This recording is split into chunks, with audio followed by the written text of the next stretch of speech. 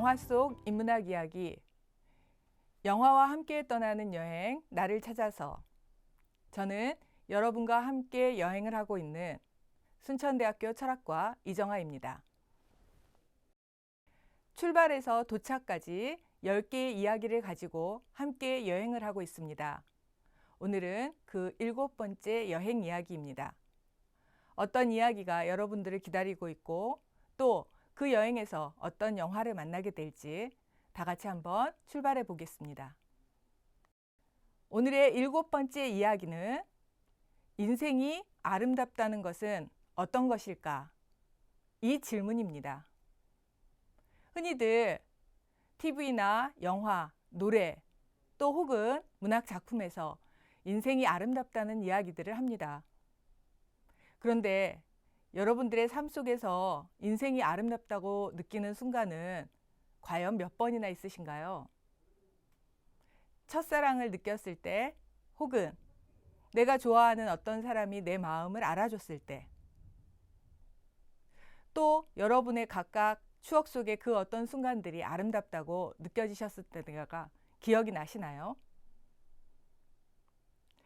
자, 이 이야기를 함께 나누어 볼 오늘의 동행할 영화는 인생은 아름다워 라고 하는, 보고 있자면 나도 모르게 눈에서는 눈물이 흐르면서 입가에는 웃음이 번지는 그런 영화입니다.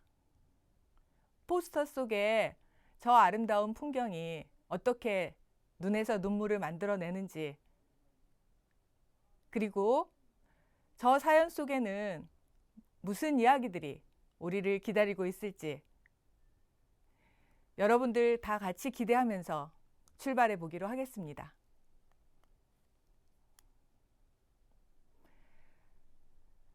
제가 여러분들에게 두 편의 시를 가지고 왔습니다. 먼저 문태준 시인의 극빈이라고 하는 시입니다. 아름답다는 이야기를 꺼내놓고 하필이면 지극히 가난한 극빈의 이야기를 먼저 하고자 합니다. 시를 다 소개하기는 어렵고 제가 오늘 알려드리면 궁금하신 분들은 한번 찾아보시기 바랍니다. 시의 내용은 이렇습니다. 열무를 심어놓고 게을러 뿌리를 놓치고 줄기를 놓치고 가까스로 꽃을 얻었다. 그리고 끝날 때 이렇게 끝이 납니다. 내 열무밭은 꽃밭이지만 나는 비로소 나비에게 꽃마저 잃었다.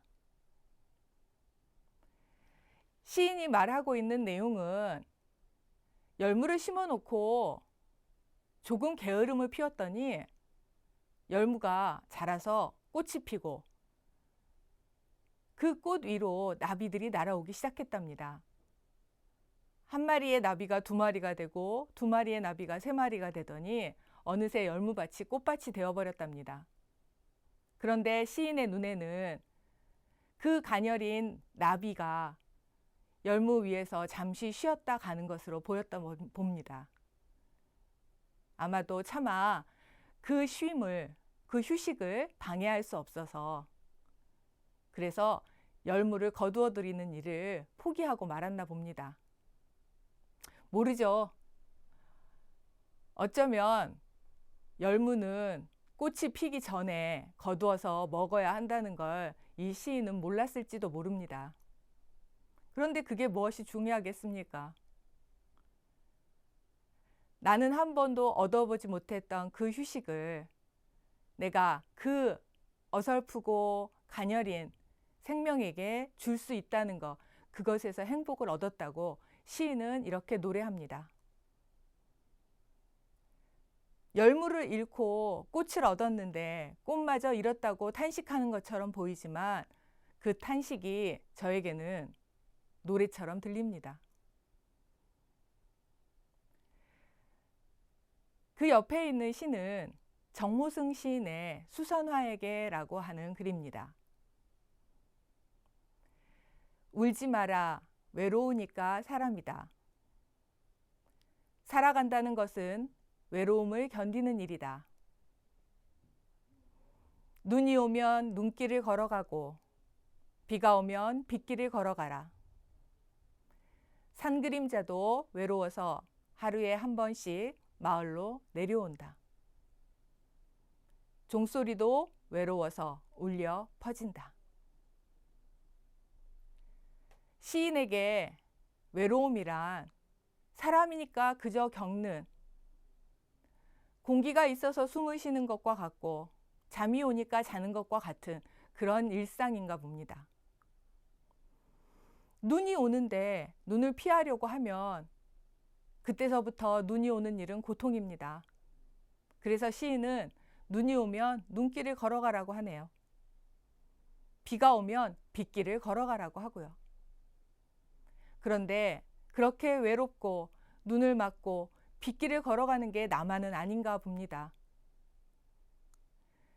저 크고 웅장해 보이기만 하는 산도 그 외로움 때문에 하루에 한 번씩은 마을로 내려온다고 시인은 그렇게 말해줍니다.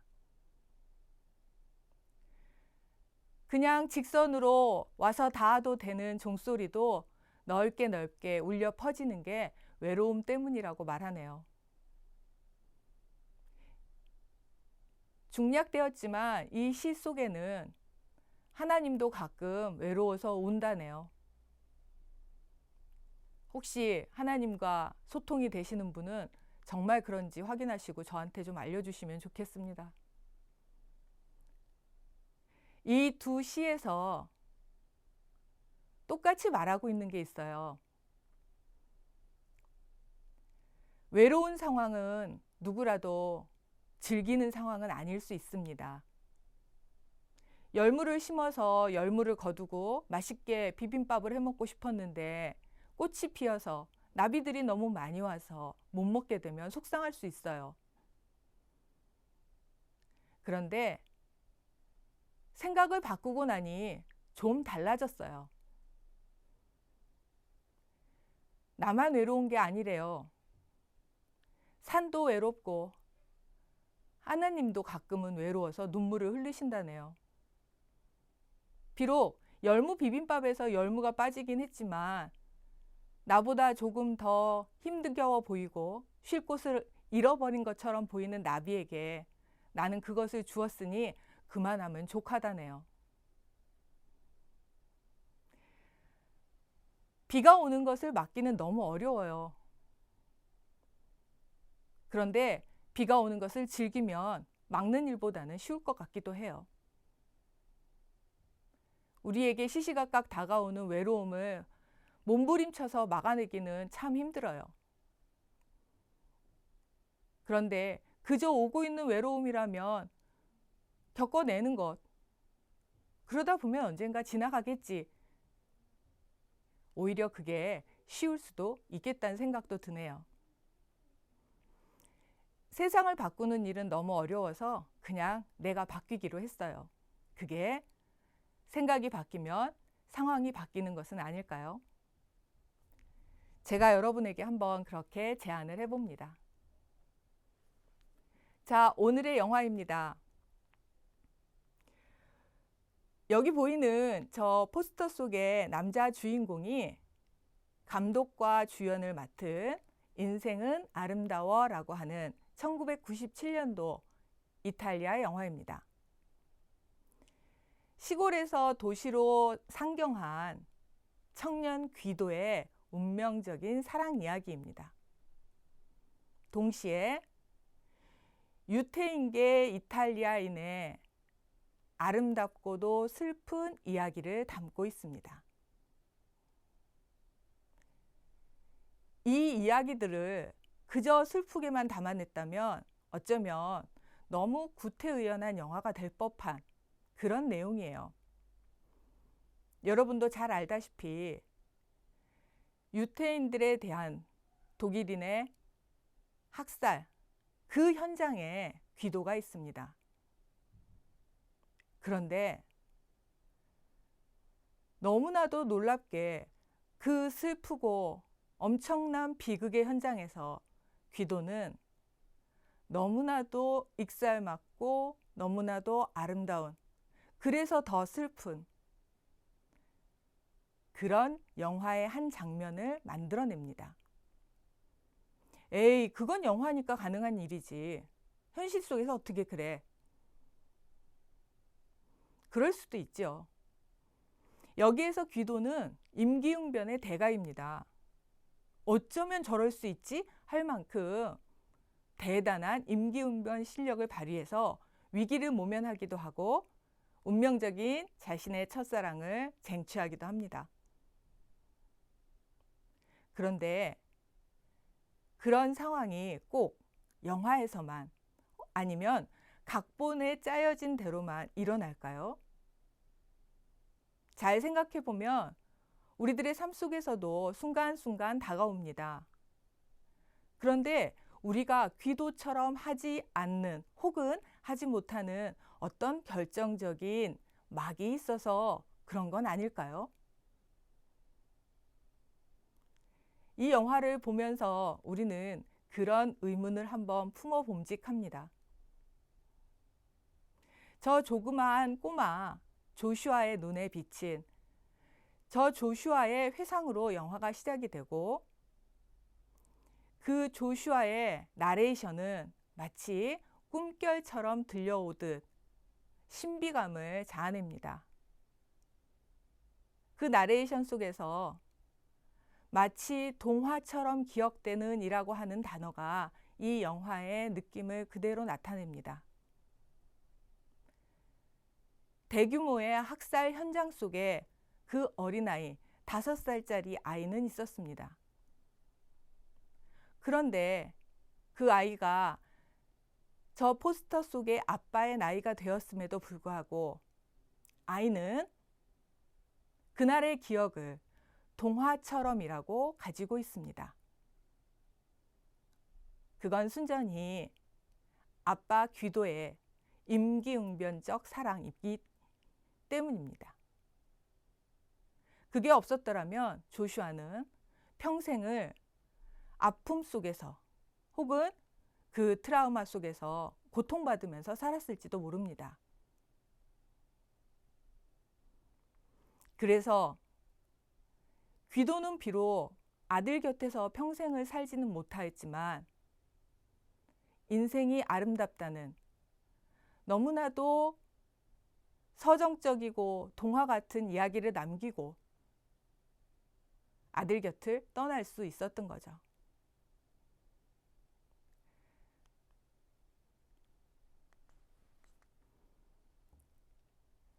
이 영화 속에서 놀라운 임기응변의 실력을 보여주고 있는 귀도는 아름다운 배경과 함께 힘겨운 현실을 긍정이라고 하는 자신의 힘으로 극복해냅니다. 아니, 극복이라는 단어보다는 춤을 추고 있다고 하는 것이 더 맞을 겁니다. 자기가 첫눈에 반한 그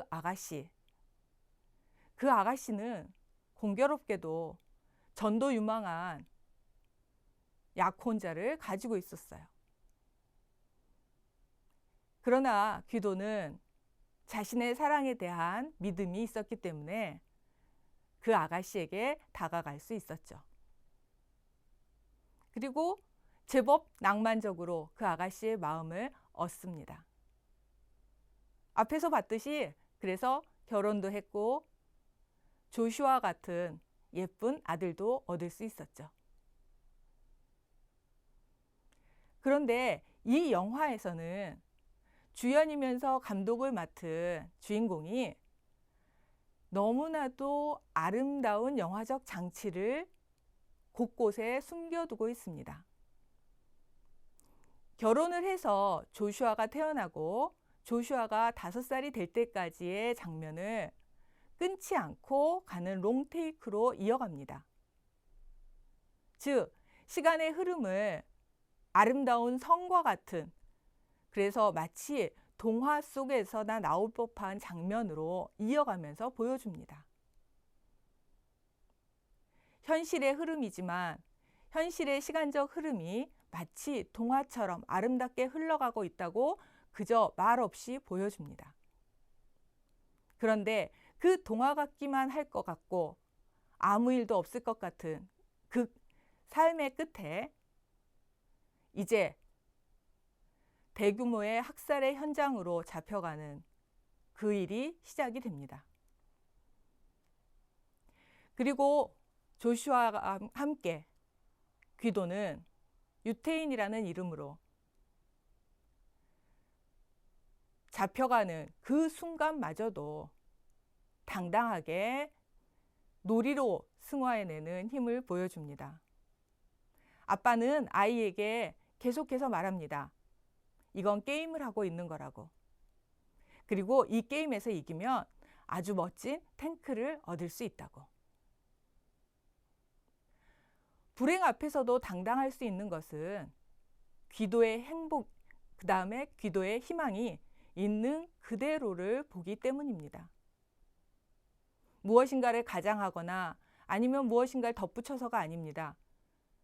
현재의 상황을 그대로 보기 때문입니다. 그리고 그대로를 말합니다. 다만 있는 그대로를 놀이로 승화해서 보기 때문입니다. 가장 힘든 순간을 견딜 수 있게 하는 것, 그것은 놀이인데, 자, 그렇다면 놀이의 가장 큰 속성은 무엇일까요? 놀이는 결과를 미리 예측하지 않습니다.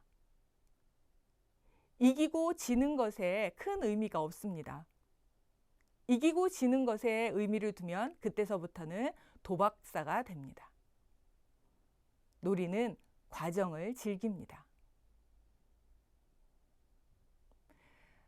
아래의 그림에서 마치 병정과 놀이를 하듯이 걸어가는 저 장면은 이 영화의 끝부분에 나오는, 그리고도 비극적인 장면입니다. 저 다음 장면에서 주인공 귀도는 죽게 됩니다. 저 장면을 바라보고 있는 아들, 그 아들이 느끼게 될 감정 때문에 귀도는 더 힘차게 병정 걸음을 하고 웃음을 웃습니다. 오른쪽에 있는 장면은 그 장면 역시도 귀도의 임기응변 때문에 수용소 안에 레스토랑에서 일을 하다가 우연한 기회에 전축을 만질 수 있게 됩니다. 수용소에 오지 않아도 되는 이탈리아인이었던 아내가 이들을 따라 여자 수용소에 수감이 되어 있었고, 그것을 알게 된 귀도는 아내에게 자신과 함께 들었던 음악을 틀어줍니다.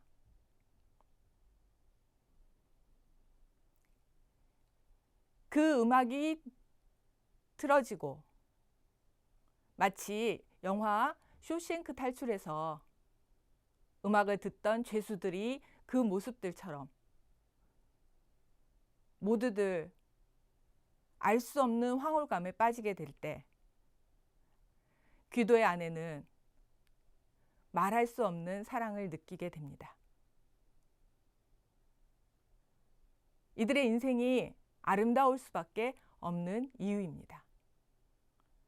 모든 것들이 다 가지고 있고 모든 것들이 다 확실해서 이들의 인생이 아름다운 건 아니었던 거죠. 인생이라고 하는 아름다운 놀이를 귀도는 제대로 즐기고 있었던 거죠.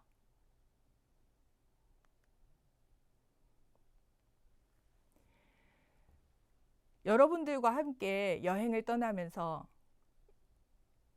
7번째로 본 영화는 아름다운 인생은 아름다워였습니다. 아름다운 귀도의 인생이 놀이로 어떻게 승화되고 있는지를 봤는데요. 여러분은 이 영화에서 어떤 인생을 보셨나요? 지금까지 봤던 영화들이 모두 다 그렇습니다만, 만약 저에게 여러분들에게 꼭 추천하고 싶은 영화 3편만 골라보세요 라고 말을 한다면 그 중에 한 편은 꼭 이 영화를 추천하고 싶습니다. 삶이 힘들 때 이 영화를 꼭 보세요가 아니고 여러분의 삶을 조금 더 즐기세요 라고 말하고 싶을 때 이 영화를 권해드립니다. 그러면서 7번째 여행의 일기를 적어봅니다. 먼저 나의 삶에 대한 무한한 긍정이 나를 아름다운 인생의 주인공으로 만듭니다. 앞에서 긍정에 대한 이야기를 했던 적이 기억이 나는데요. 긍정은 인내하고 극복하고 희생하는 것이 아닙니다. 기억이 나시나요? 있는 그대로. 그래, 가시밭길이면 어때? 꽃길이면 어때? 나의 것을 그대로 인정하고 받아들이는 것, 그것이 긍정입니다. 왜요? 나의 삶이니까요. 나의 삶에 대해서 나조차 긍정하지 않으면 누가 나의 삶을 긍정해 주겠습니까? 귀도의 삶이 모든 것으로 채워져 있고 모든 것이 안락하고 모든 것이 만족스러웠기 때문에 아름다운 것이 아니었다는 걸 잊지 마시기 바랍니다. 다음으로는 무엇처럼이 아니라 나답게가 나를 창조적 예술가로 만듭니다. 예술이라고 하는 게 미대를 나와야 그림을 그리고 음대를 나와야 노래를 부르고 작곡을 하는 건 아니죠. 예술의 바탕에 있는 가장 큰 핵심은 창조라고 저는 생각합니다. 그리고 창조의 가장 기본이 되는 것은 전혀 이질적인 어울리지 않을 것 같은 것들에서 어울림을 찾아내는 것, 거기에서 출발한다고 생각합니다. 물론 이건 저의 생각입니다. 여러분들은 어떤 것이 창조라고 생각하시나요? 거기에서부터 여러분의 예술은 시작이 됩니다. 그리고 여러분의 인생만큼 좋은 예술 작품이 어디 있겠습니까?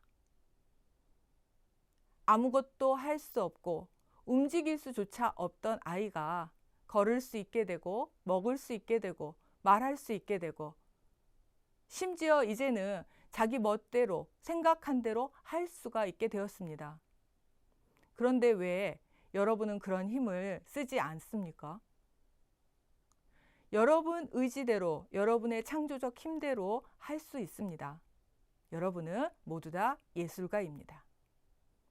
여러분의 삶이라는 도화지에 혹은 조각상에 혹은 건반 위에 여러분의 예술품을 만드시기 바랍니다. 마지막으로 아름다운 기억의 배경에는 다른 무늬의 감정들이 그려져 있습니다. 모두 다 똑같은 무늬, 모두 다 똑같은 결이라면 아름다운 기억은 드러나지 않을 겁니다. 다시 말해서 아픈 기억, 슬픈 기억, 혹은 내 기억에서 지워버리고 싶은 그 순간이 없다면 아름다운 기억, 영원히 남기고 싶은 그 기억은 지금 내 머리에서 이미 지워지고 없을지도 모릅니다. 내가 생각하고 있는 아름다운 기억들, 그 배경에는 그 아름다운 기억을 도드라지게 해주는 그 기억을 받쳐주고 있는 전혀 다른 무늬의 기억과 감정들이 있습니다. 영화 중에 원더풀 라이프라고 하는 영화가 있는데요. 다음 생에 가지고 갈 수 있는 기억 하나만 가지고 가보세요 라고 했을 때 사람들이 모두들 처음에는 좋아했다고 해요. 그런데 시간이 흐르면 흐를수록 그거 외에 나머지 것들은 다 지워야 한다는 생각 때문에 슬퍼지기 시작했다고 합니다. 어쩌면 제일 좋은 것, 제일 아름다운 것 그 하나가 더 소중한 것이 아니고 그 하나를 하나이게 만드는 그 배경이 되는 다른 무늬들의 감정, 그것들이 오늘의 나를 만들고 있을지도 모릅니다. 지금, 오늘, 여기 너무 평범해서 지루하기도 하고 벗어나고 싶기도 한 이것이 없다면 너무 화려하고 너무 특별한 그것도 없을지 모릅니다. 오늘도 좋은 무늬를 만드는 그런 날들이 되셨으면 좋겠습니다. 좋은 날들 보내시고 다음 여행에서 만나겠습니다. 감사합니다.